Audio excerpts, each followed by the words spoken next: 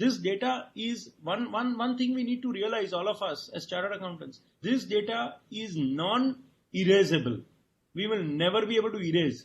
So there should not be any elements of illegalities that should creep into my data which I have migrated onto the cloud.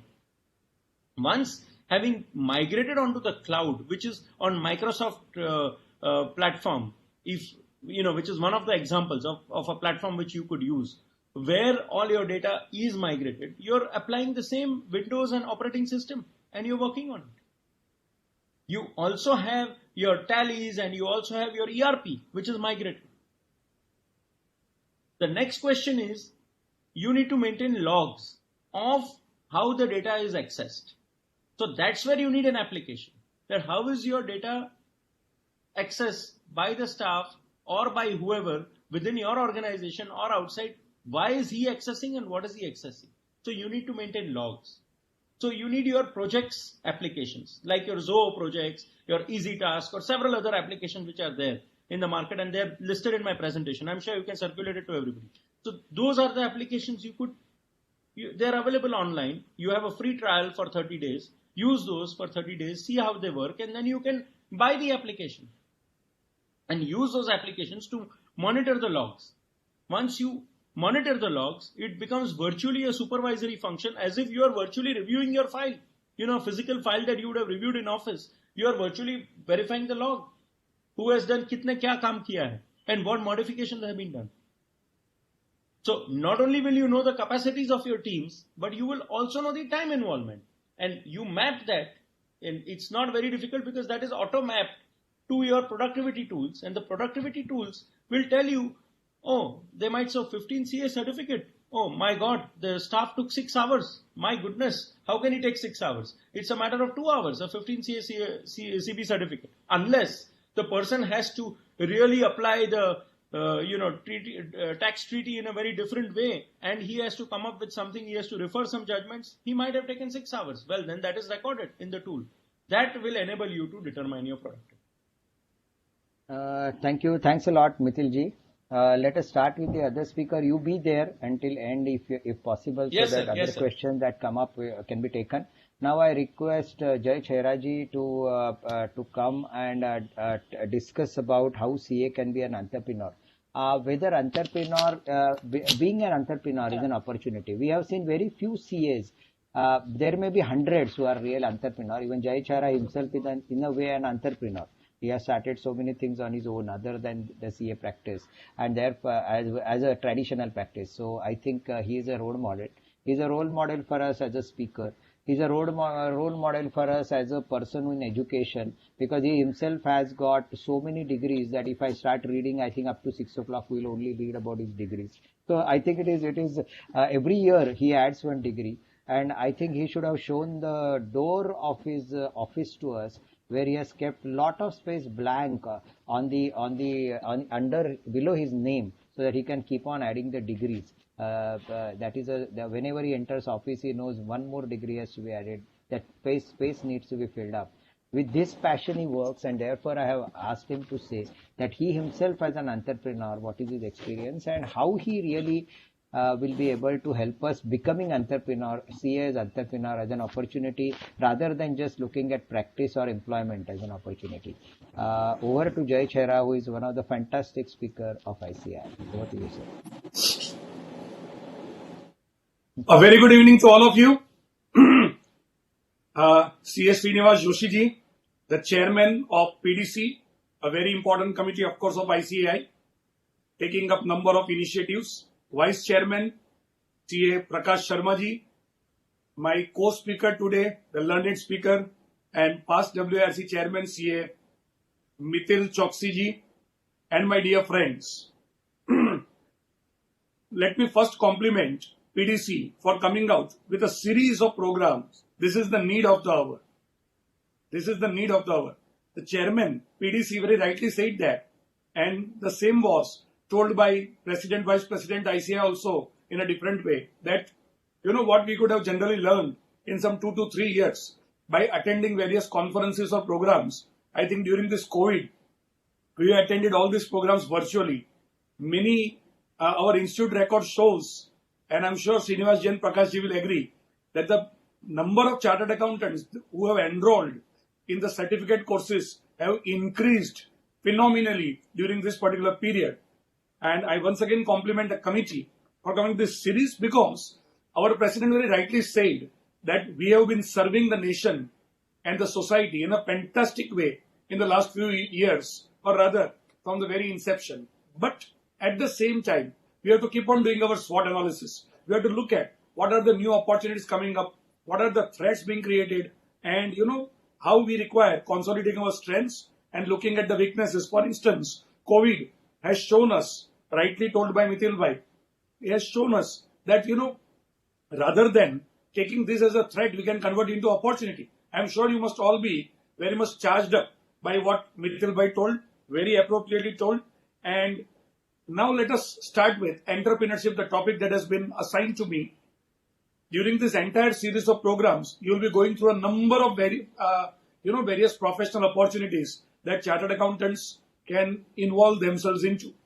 Entrepreneurship is one of such opportunities. And what is the current scenario? What is the current scenario? I think Joshi sir was talking about IT is information technology, and now not of course income tax, because most of the chartered accountants would have understood like that. So current scenario of our profession is that it's a little lopsided.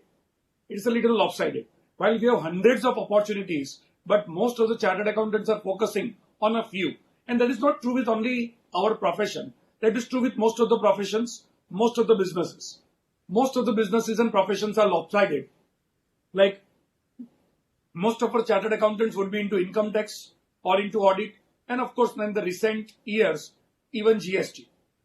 I am from the city of Surat. Even in Surat, when I look at it, my city, I think the same is the scenario with other cities also. Most of the people, most of the businessmen are into a few type of businesses, say textiles or diamond or like that. What I'm trying to say is, we are very much lopsided. There are plenty of opportunities, and many times we are not willing to look at it. I am sure this series of programs will provide you insight into what various opportunities are there, and very rightly told by our president sir that, and even by Srinivas ji, that it is not so that we don't know these opportunities. We are already aware of these opportunities. But from time to time, when we keep on recalling or listening to such type of things, then we are charged up once again to look into it. It is said that the easiest things are toughest to follow. Like, we know very well early to bed and early to rise makes men healthy, wealthy and wise. We know health is wealth, and in the morning you should get up and have a very good exercise. But it is too simple to understand, but very difficult to follow. We have Prakash ji, the vice chairman of this PDC, and he is one of the role model in that particular case. A man who always gets up early in the morning, always remaining fit. So my point is, what is simple to understand is tough to follow. Not everybody can follow it so very simply. Well, now, when we talk about entrepreneurship, in the year 2009, when I entered regional council, at that point of time, what was the scenario? Even today, what is the scenario first? Those days, I think maybe 2 decades or 3 decades back, when you would talk about a chartered accountant, you would definitely think about a practicing chartered accountant. Maybe 3 decades back, we would not consider a chartered accountant into industry. We were very much pro-practice. But in the recent years, we already seen in the last 2 decades that more and more members are going into industry. Probably the number of chartered accountants going in industry is much higher than people coming into practice. Well, I think this is a good sign. So when I entered into region in 2009, I was just wondering why it is so that 50% chartered in practice and 50% in industry. Why not the third front?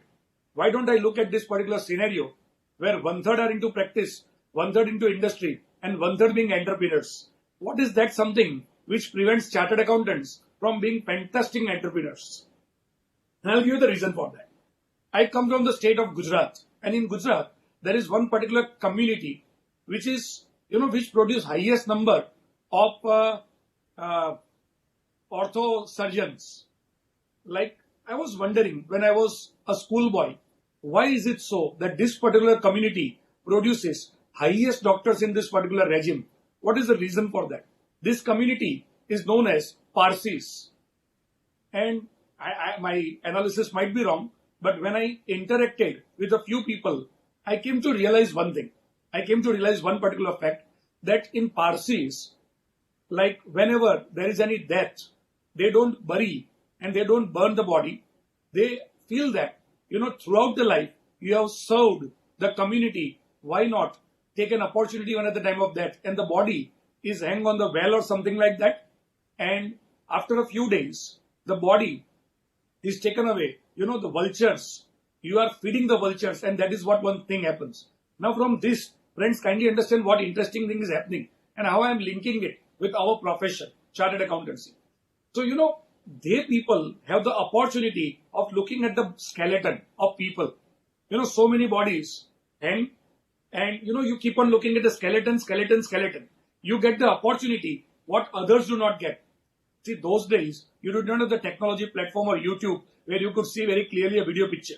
So it was only practically, physically, you could see that. They got that opportunity, and with this opportunity, they, they entered into this particular field, and they became doctors. More than their next generation became doctors in terms of skeleton and, bone surgery or something like that. So similarly, one simple question that I have is, who has the opportunity to look into businesses and entrepreneurs? I think chartered accountants. From the time of articleship, we have a very good opportunity to look at the skeleton of business. We go for audit at various places, client side, various industries, various establishments.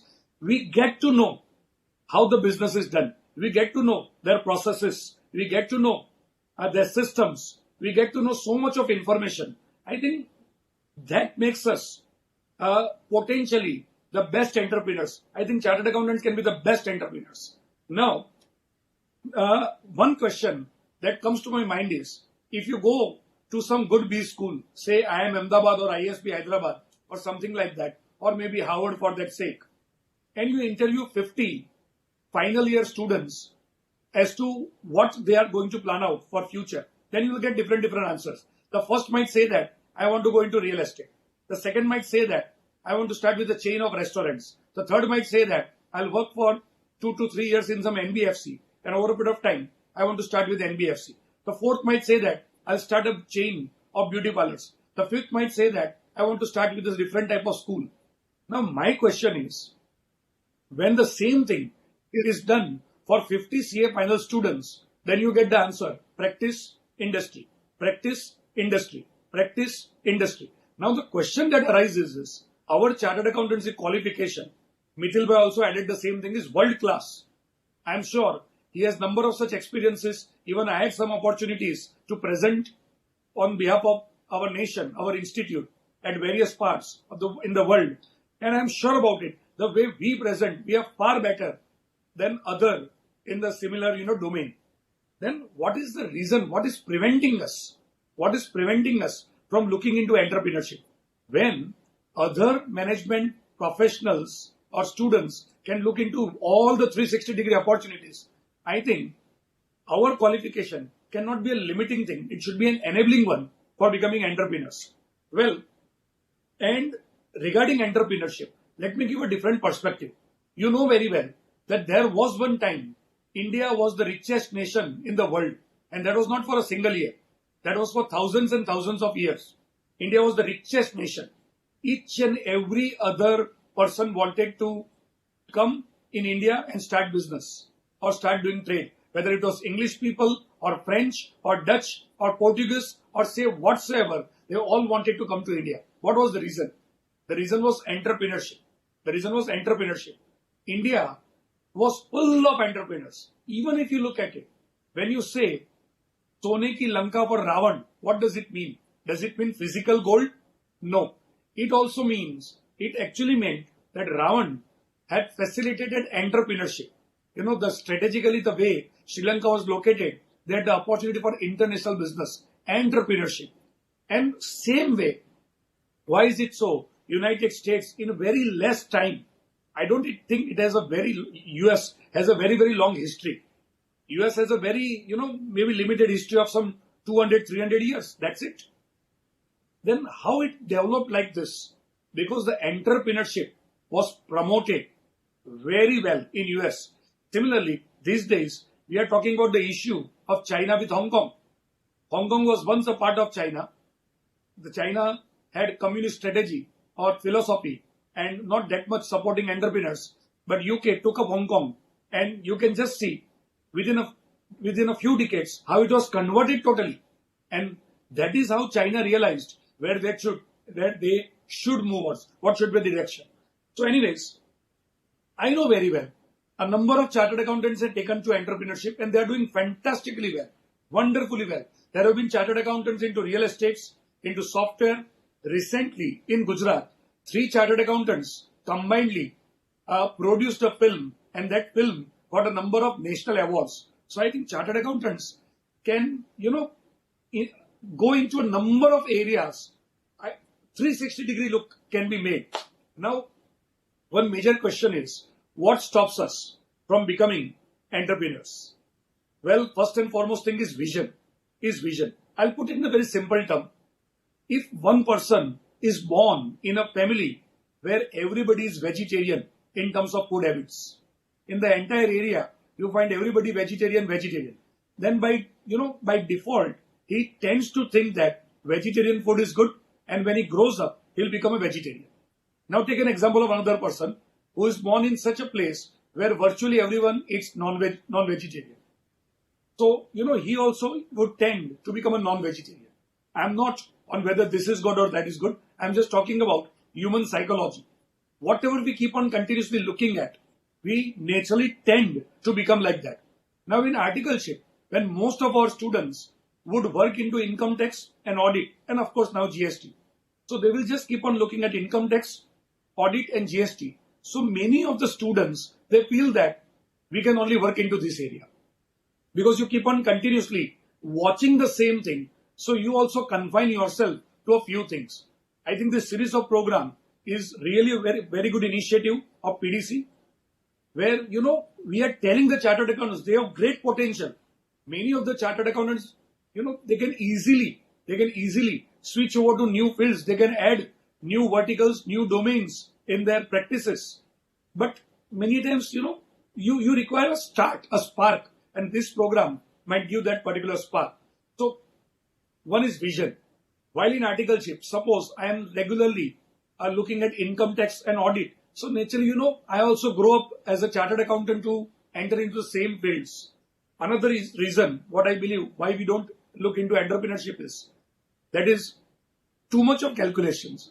We do too much of calculation. We think a lot and we do not immediately jump into, while many other people, they would jump into entrepreneurship. We are so cautious, and we can say that our risk appetite maybe has reduced, or we are risk averse because we have read too much of prudence, the concept of prudence or conservatism, which does not allow many times us to become entrepreneurs. So this is what, we have the great potential, but maybe these are the reasons we are not going into entrepreneurship. Now the question is, what is entrepreneurship?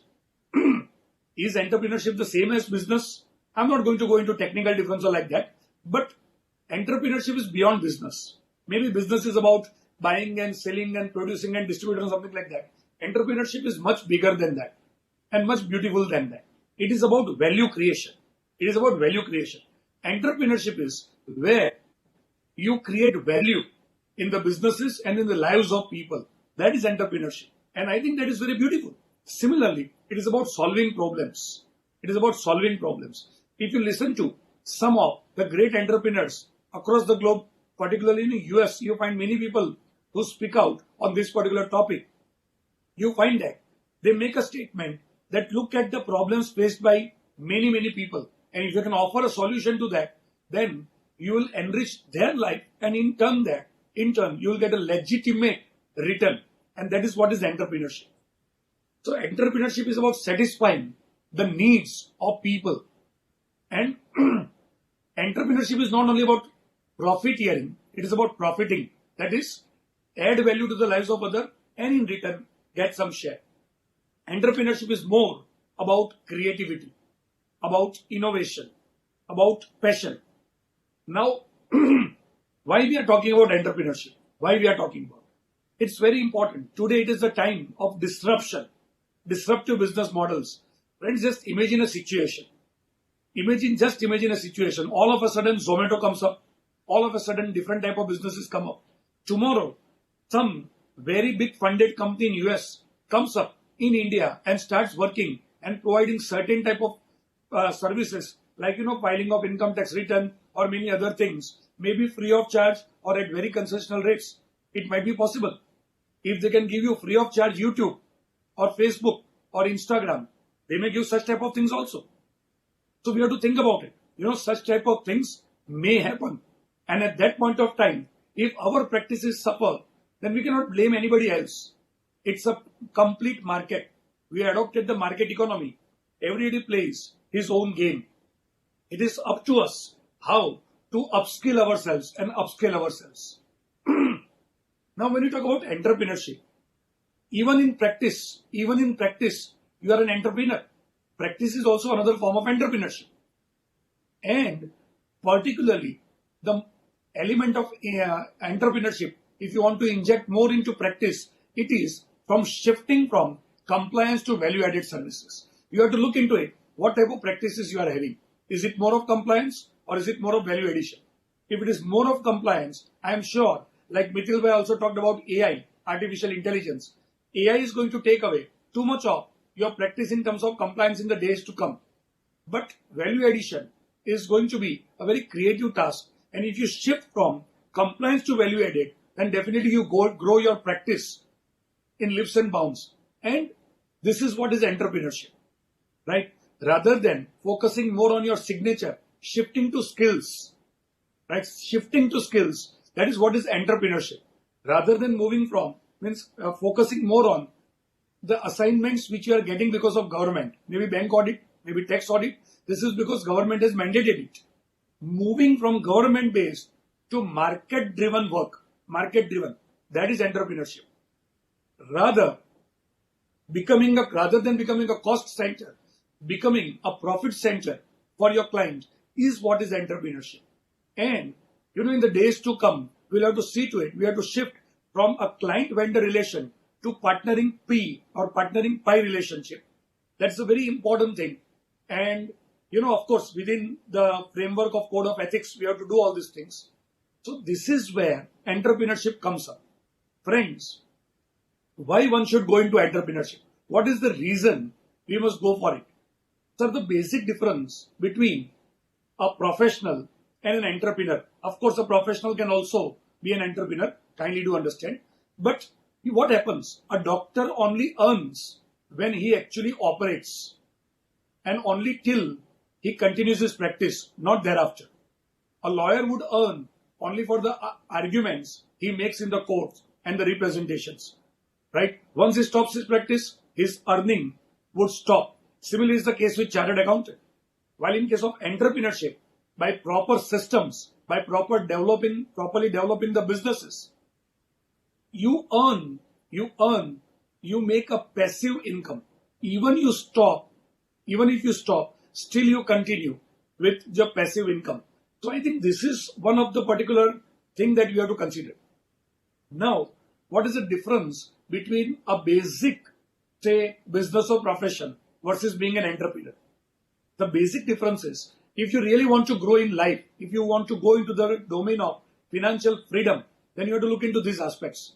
Friends, when I joined my chartered accountancy, way back, of course, in 90s, when I joined it, in Gujarati, chartered accountant was defined as note chhapanu machine. Matlab note chhapne ka machine. Like, we heard as student, chartered accountants are very rich. There are many, many great opportunities. So those days, we were so very happy being students. Okay, after completing, we are going to be super rich.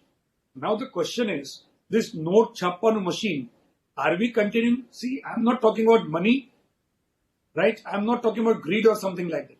I'm just talking about developing such type of enterprises where, you create value in the life of people, and as a result, you get in return your value, right? That is what I'm talking about. So how is entrepreneurship different from others? In case of entrepreneurship, you have reinvestment opportunities. Sir, kindly understand, only and only if you sit on the eighth wonder of the world, that is compound interest. I'm not sure about the seven wonders, but the eighth wonder of the world is compound interest. If you sit on this compound interest, if you take the advantage of this, then only you can grow exponentially.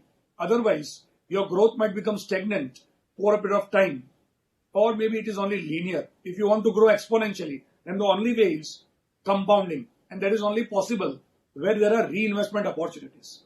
Now, maybe a lawyer may earn handsomely well, but in the same field, he cannot reinvest. Maybe a doctor earns handsomely well, but he cannot reinvest in the same field. Wherever there are reinvestment opportunities, take an example of real estate. Take an example of real estate. You keep on earning, you keep on reinvesting. You keep on earning, you keep on reinvesting. Of course, these days, real estate and all this, it's not very easy to reinvest. But if you look at why real estate people grew very rapidly and exponentially, the reason is there was continuous reinvestment. So reinvestment is one of the very important aspects of entrepreneurship. See, when I'm going to talk with you on entrepreneurship, my purpose is to just, make you feel that entrepreneurship is a good option and chartered accountants are very much well suited. I'm not going into the very theoretical or technical aspects of entrepreneurship, but I'm just talking from the perspective of a chartered accountant. That because of reinvestment in entrepreneurship, you grow exponentially. This is one important criteria. If you do not have the reinvestment on your side, then naturally your growth is going to be hampered. Another important thing is systems governed business. Entrepreneurship without systems governed. Friends, tell me, what is difficult? Is it completing chartered accountancy, being a chartered accountant, or making a burger? What is more difficult? Naturally, you will say it is being a chartered accountant. Making a burger is very easy. Then the question is, why is McDonald's spread across the globe and why my office is only in Surat or Baroda? Why I have not expanded beyond the limit? So here comes the issue about entrepreneurship. Systems governed. McDonald's does not sell burger. Mind well. It is about systems. It is about systems. If it was only about burger, then maybe all other people producing burgers would also rule the world. Well, I'm not a McDonald's fan anyway. I'm just trying to say, just understand this fact. Systems. If your businesses are developed around systems, then you grow in terms of, everything. Geographical growth is very high. Similarly, in business growth also you are quite good. And because of the systems, next an important thing comes delegation. Next an important comes delegation. Friends, tell me one thing. Like today, I have nearly completed 25 years of my chartered accountancy. Even after my 25 years of practice as a chartered accountant, if I have to keep on picking up phones on my own for small and petty things, am I an entrepreneur? Probably not. Probably not. There has to be delegation. Unless you delegate, you do not have the strategic time to move beyond one particular area. It's very, very essential delegation. Entrepreneurship is about delegating. Delegate all the routine things which are not that strategically important, so that you become more and more free to find out the new avenues and new strategy for growth. So entrepreneurship is about delegation, and delegation provides you replicating models. If your business is systems governed, if there is delegation, then it is replicable model. I think we can very clearly see, as I said, McDonald's or Starbucks or such type of things, replicable models. It is very important. I might be very knowledgeable chartered accountant, but if I'm just working in a particular city, say Surat, then my growth is limited. My model is not replicable. If my model is not replicable, then of course, I'm confining myself geographically or maybe in some other terms, because time is limitation. I have only 24 hours. Another very important thing about entrepreneurship these days is about creating brands. Creating brands. Friends, let us understand. Brands is something very, very crucial. If you go to Japan, you come to know, after interacting with a few Japanese while I was in Japan, I realized that they said that our children do not purchase something unless they recognize the brand. So branding is too very important. For instance, I don't understand which jeans, which denims are good in terms of quality. But by way of branding, I like the brand of Levi's. So I purchase Levi's jeans. Similarly, I don't understand the quality of shoes very well. But by branding, I know Nike and I purchase Nike shoes. So entrepreneurs focus more on branding. And when there is branding, there is the element of differentiation. And there is a beautiful book. If you get an opportunity, kindly read it. It is known as Differentiate or Die. Differentiate or Die by Jack Trout. Friends, what happens? Whenever the products are homogeneous, you cannot get a premium. If your products are homogeneous, you definitely there will be undercutting. There will be too much a cutthroat competition. And we have to think about it. Whether in our practice, even though we have different skills, in the eyes of our clients, are we homogeneous or heterogeneous? What is the percentage of homogeneity or heterogeneity? This is a very crucial thing. This is a very, very crucial thing.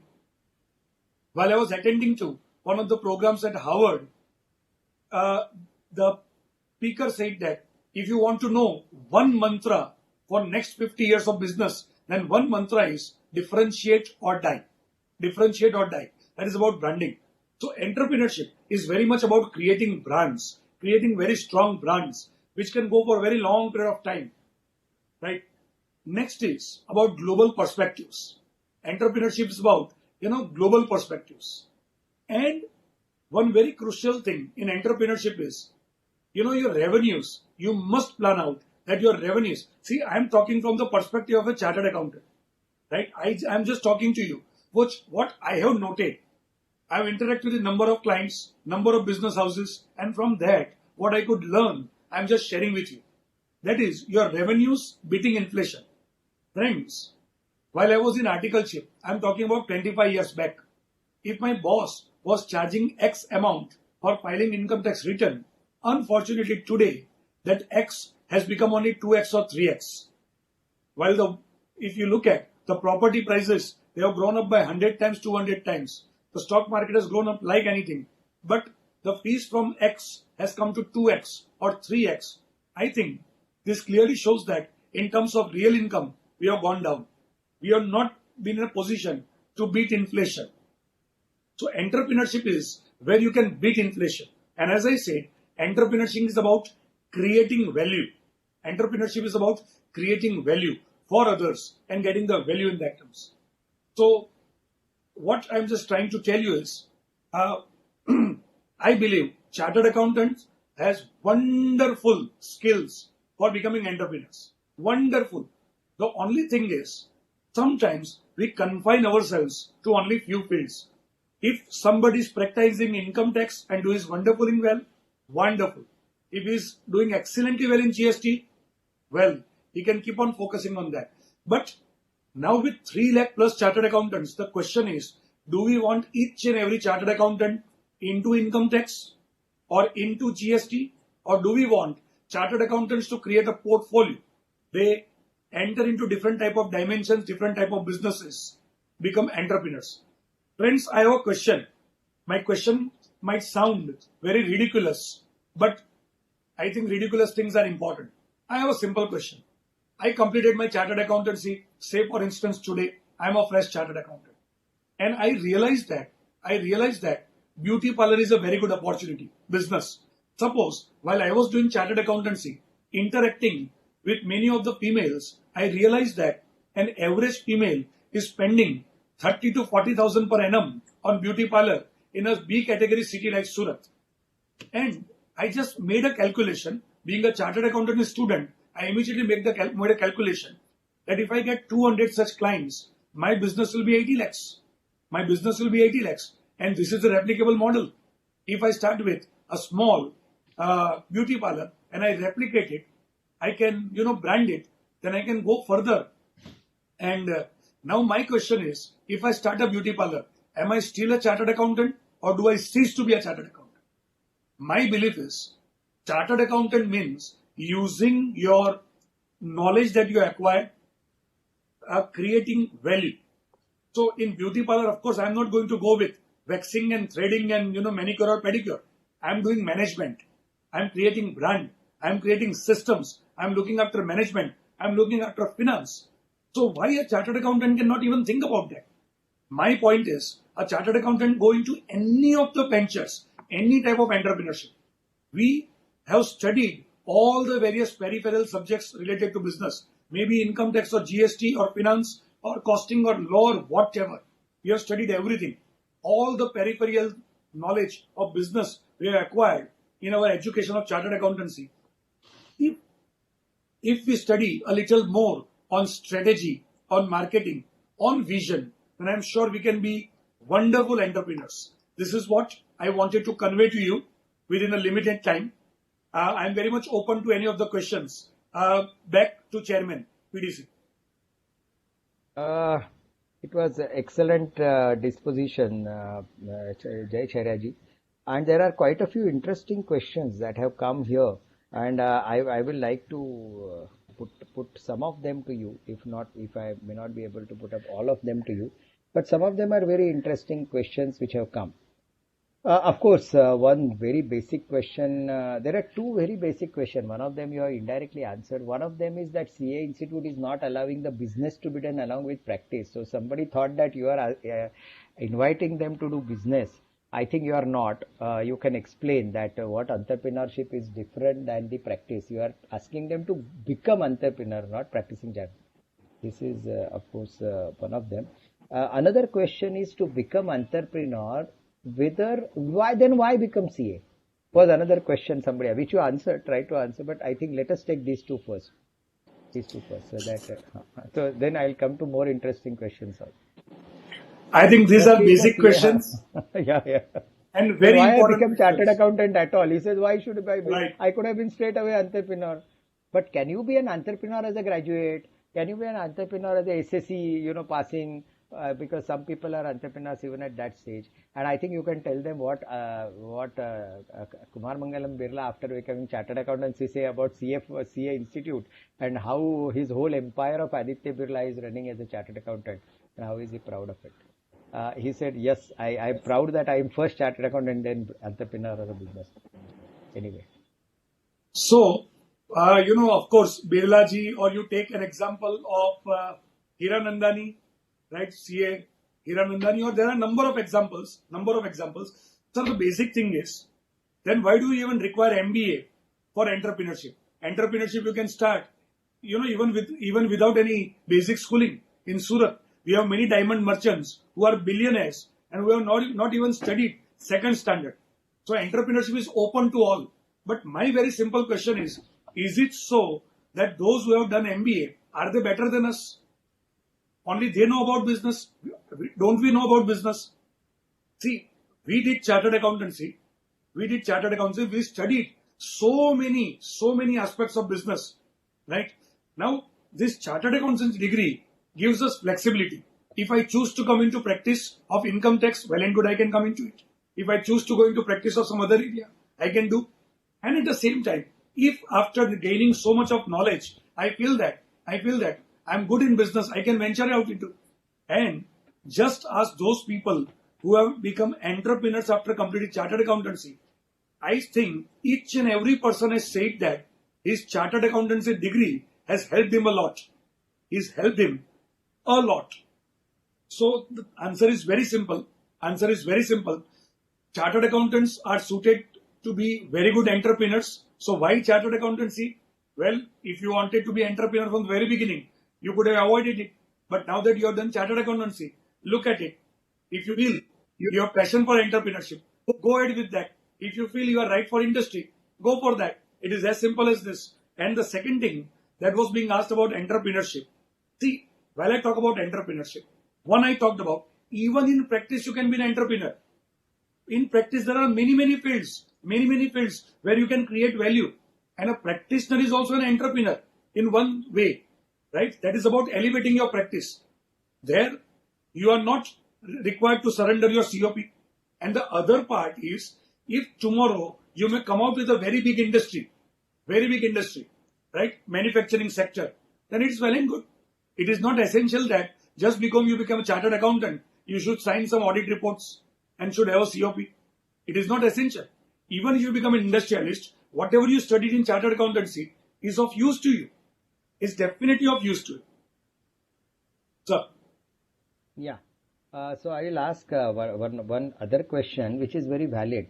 He says, Jai Chairaji, how can one know which field he or she should pursue as an entrepreneur? Does previous employment is necessary, or should one just dive into it and experience and gain as one moves along? Kindly enlighten. Whether I should be, like you said, I had suddenly thought by talking to girls that yes, this is one area where I can make a lot of money. For example, Sir, that was that example. struck you. That I agree. That struck you. So whether something like that to stuck you and you get charged up and do it, or whether any type of suppose I want to go in diamonds as a business or as an entrepreneurship, whether I should know diamonds first. Probably answer is yes. You can guide us on that. That first of all, I should be attracted to what in entrepreneurship, and secondly, how I gear up for that work because entrepreneurship is also a way of working. So how I gear up is your guidance is required by these members of this. Entrepreneurship is more about observation. It is not so that after completing your qualification or after your studies, you wake up all of a sudden. You are sleeping for first 25 years of your life and all of a sudden you wake up. That is not the case. Right from the childhood, you have observed so many things around you. And from that, you can make out what are the various options, what are the various business opportunities. With changing times, the new opportunities keep on coming up. Those who have very good observation power,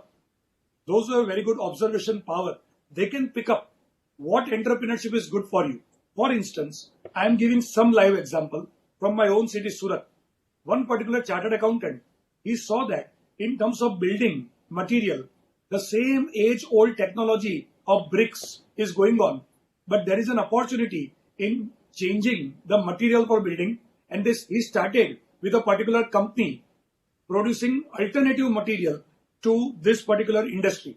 And friends, within 3 to 4 years, his company was valued at 350 crores.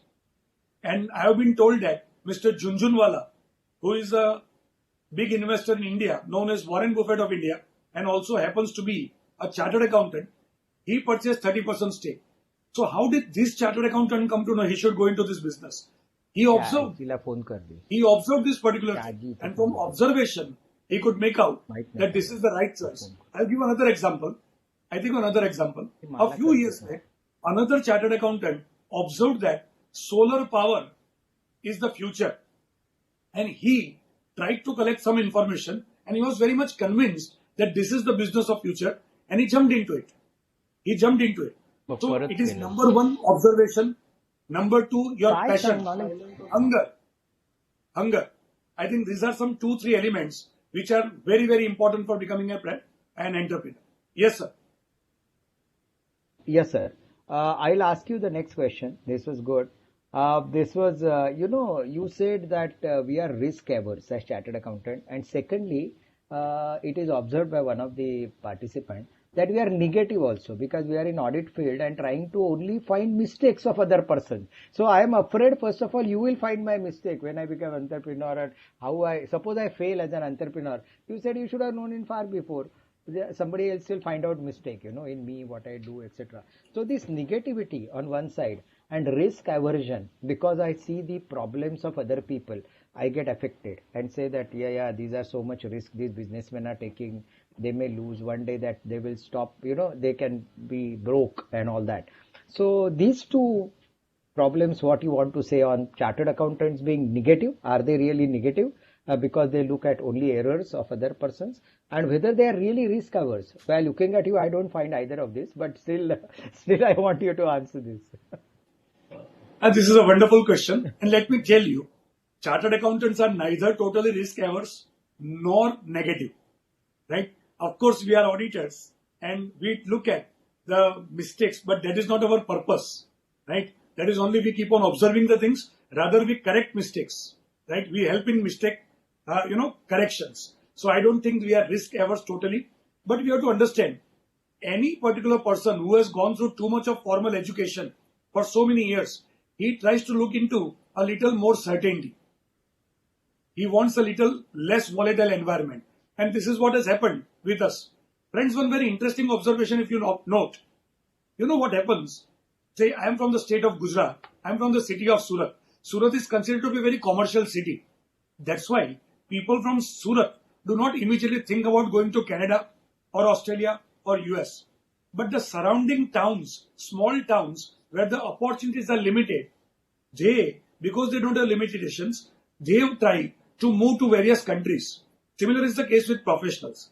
Because for professionals, it is very easy to get jobs or start practice with reasonable flow of income. That's why many times we become risk averse. The opportunities which get easy access, easy opportunities make us a little more complacent. While the other people who are not getting similar type of opportunities, they don't have any options. They don't have options. And if they don't have the options, then they have to plunge into something. And another very important thing is, India versus US, if you look at it, in India we have a problem. If you are a failure, you are looked down by others. While in US, there is nothing like failures and success. They say that you have to keep on failing in various businesses. Then you will learn lessons out of it. The only thing is fail early, fail fast, fail inexpensive. So see, entrepreneurship, we chartered accountants basically know no risk, no return. So one has to take risk. You don't have any other options. Great, really good. They want you to come out with a course on business consulting services and entrepreneurship services. So I think entrepreneurship services, Jai Chaira course can be launched by ICI. I have no doubt on that. And as a course, but I think on business consultancy, we already have two initiatives, which I think all of us know, that there is a separate committee which takes up a 9 months course on similar to MBA course. Which is a 9 months course. In Mumbai, it runs at least once a year, maybe twice a year also, but other cities also it can be run. It is in physical mode, most of it. Now it can be converted into partially physical and partially, because no MBA course can be all total online. You need to be presenter, you need to go to the people, you should know. But at least it can be partially converted. Say 9 months course can be converted into 5 months of online training. Rest later on after COVID we can meet and complete. But such a course, and also another thing I like to tell the members, that we have signed agreement with IIM Ahmedabad and also with IIM Jammu. And both of them we have and they already had run courses for us, chartered accountants. It's a high value course, but 4.5 lakhs or something for 7 days. But those who did it for 8 days, those who did it are absolutely saying it's absolutely fantastic. And of course, you can't be with 2 years MBA, it can't be matched with that. But in any case, it is a fantastic course. So we have requested as PD committee, we have requested them this year, and Jai Chaira being immediate past chairman of PDC knows it, that we have requested them to convert it into virtual course in the coming days. So these both of them have agreed. IIM Ahmedabad and IIM Jammu, with which the agreements were signed when he was the chairman. In any case, he knows that. And those courses are being converted into e-courses and the online courses. And I think all of us will substantially benefit. But business consulting, otherwise, we have this 9 months course already there with the institute, which we can take help of. If there is a certificate course on entrepreneurship, do you think such a course should be started by ICI, and you feel that something can be worked out in which committee, or whether PDC should do it or any other committee you think of can teach us, say, business? We have a committee on members in practice and business, for example. That, and do you feel any course content can be thought of? This is offline, you need not answer it right now. Then you said about passive income, etc., that we already talked about. Then can practicing CA get engaged in imparting HR human solutions as a proprietor and in a partnership in a non-CA profession? I think what you are talking about is, if you want to take up HR, the employment is allowed as far as CAs are concerned. We can employ for our clients. We can make employment, even advertise for that. But other thing, if we want to do in HR, then probably I will have to leave my COP and do it. He says that your views on practicing for 2 years, gain knowledge on various type of business and decide to start. We have already answered this, that no such thing is required, or you can always use your knowledge everywhere. If you have an idea, guidance on how to venture into entrepreneurship, what is the first step? And how Dhirubhai became entrepreneur without even passing a single exam.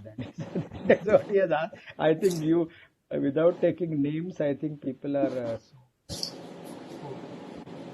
blunt in asking as to how you already said somebody in Surat who is not second standard also became an entrepreneur and got billions of rupees. So, not that it is impossible, but since you have done CA, why not use CA knowledge in everything that you do? You say many times so many factors like marketing, government policy, environment are also affecting entrepreneurship. Then how we resolve it? Your focus was how a CA can be entrepreneur. These challenges, I think, marketing, government policy, environment is already there in every entrepreneurship. Even for a CA, maybe some challenges are there. Government policy changes, say for example, from 40 lakhs to now 5 crores for doing audits. In tax audits or GST audits. So this is a change in government policy and it affects me as an entrepreneur or a businessman. So in any case, I think it is for all of us. Name the book Jay referred to. Any book you referred just now? Yeah, I just referred to one book by Jack Trout, Differentiate or Die. It's a must read for any chartered accountant. I believe so. Yeah, so they wanted Differentiate to know or Die. Can we say that those persons who don't like to work under any boss and want tremendous growth are ideal for entrepreneurship? Sir, That means is the independence of mind. I would read it this way. Forget boss. Independence of mind is the first trigger to entrepreneurship. I would put it positively. How to become if you are working in a company, sir, if you are working in a company, you have one boss. If you are into entrepreneurship, you have many, many bosses because your clients are your bosses actually.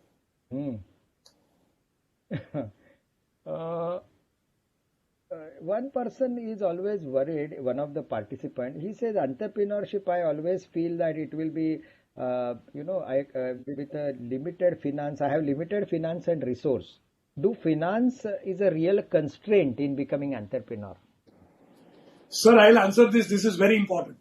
Yes. When a chartered accountant asks this question, sir, we have to understand one thing. Yeah. Somebody asked about Dhirubhai Ambani, right? And Dhirubhai also did not have a finance earlier, but he could go ahead and develop a Reliance. Similarly, there are thousands and thousands of people who started with very small thing. Even take an example of KFC. Did that gentleman have finance? Definitely not. Did Mark Zuckerberg have finance to go ahead with Facebook? Definitely not. Did Bill Gates have finance? Definitely not. If those people who are uneducated, they can grow in spite of the fact they did not have finance. We are chartered accountants, people of finance. We arrange for finance for our clients. And can finance be a constraint for us? That's a question mark. Okay, great. One of the person is asking a book we have said. You talked something on delegation. He wants to say again, he wants to listen to what is delegation, how important it is to this entrepreneurship, etc. How delegation, you talked about delegation and how that syncs with entrepreneurship as a subject. Sir, a number of questions are asked. I'll very quickly touch up a few things. Somebody asked about government policy, marketing, these, that, this is a part of entrepreneurship. So my answer to it is, as a chartered accountant, you are good with income tax. As a chartered accountant, you are good with accounts, many other aspects. Maybe if you are not good with marketing or strategy, you have to definitely improve on that. Suppose you have a cricket team with very good bowling side and batting side and not fielding side. What will you do? You will improve on fielding. You will not leave cricket because of that. So if you want to be an entrepreneur, you have to be ready to learn new things. It is as simple as this. Another question that you are asking about, whether a course should be started. Well, my belief is, in most of the B schools, it is not a faculty who is just keeping on telling something and students noting it. That is not the right way of creating entrepreneurs. In most of the B schools, it is the interaction amongst the participants, their analysis and the group discussion which creates entrepreneurship spirit. So if and only if such type of things can be created, then only we should do it. Otherwise, we should not venture out into these things, right? We should focus on our core practices, our core area, and many other areas can be taken care of by various institutes. Now, The last question that you were asking about, I just forgot it. What exactly it was? A delegation. So regarding delegation is too important whether you become an entrepreneur or into practice or anything. Delegation is at most essential. You have to look into the aspect, what are the core areas, what are the non-core areas? What are the areas which you have to do? What are the areas which you can delegate? Delegation is not dumping. You cannot straight away dump something on others. But you have to see that if something is very repetitive in nature, why do you want your time to be spent on such type of routine things? Right? It is very important. Sir, one very important thing is, even after 20 years of your business or practice, if you are into, each and every small things regarding your office, then you are not an entrepreneur, you are self-employed. There is a difference between an entrepreneur and self-employed. An entrepreneur has too much of time at his disposal. He does not involve himself in the day-to-day routine things. He would delegate it. Only following the principle of management by exception, he will involve himself into such type of areas. Otherwise, his focus will be always on the core areas, on the important aspects, strategic things, so that he keeps on creating new ideas for growth. So delegation is at most important if you want to grow in your life, whether in practice or entrepreneurship. Great, Jai Cheraji. Before we close, the last very important question, and that is where the lecture would end probably, or a guidance would end. What is the first step to be an entrepreneur? Everybody is charged up saying, yes, I want to be. What do you feel is the first step towards this particular thing, that yes, I want to be entrepreneur and I want to be greatly successful. Everybody wants to be successful. So what you feel is the first thing I should do in that? Is it, I would put the question like this. Is it something physical like collecting money? Is it something physical like getting friends in that business? It is like something physical like learning that particular trade?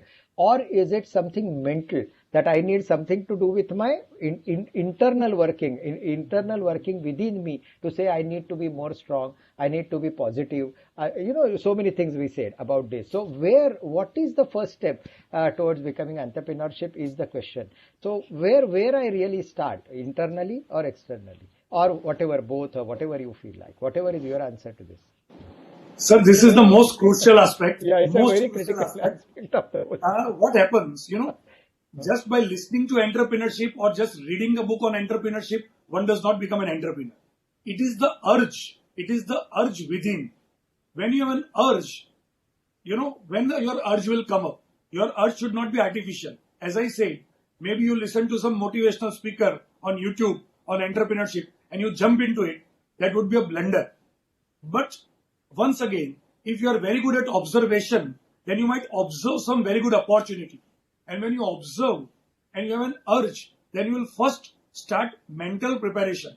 You will start making some basic calculation. You will look at the market size. You will look at the feasibility study. And on the basis of that, I think what are we doing in terms of project financing for our clients? When you talk about project financing in terms of clients, what are we doing? We are looking into all the various steps of feasibility. Similar is the case. What we are doing for the clients, we are going to do for us. And that is the first step. And if we find that the idea that we have is really workable, there is a feasibility, then we can go to the next stage. So the first step is observation, urge, and feasibility study.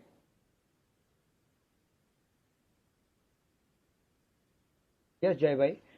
This was, of course, a wonderful session. I think, sir, Mithil Bhai is also there. You made him wait. So maybe there might be some questions for Mithil Bhai. Yeah, there are, but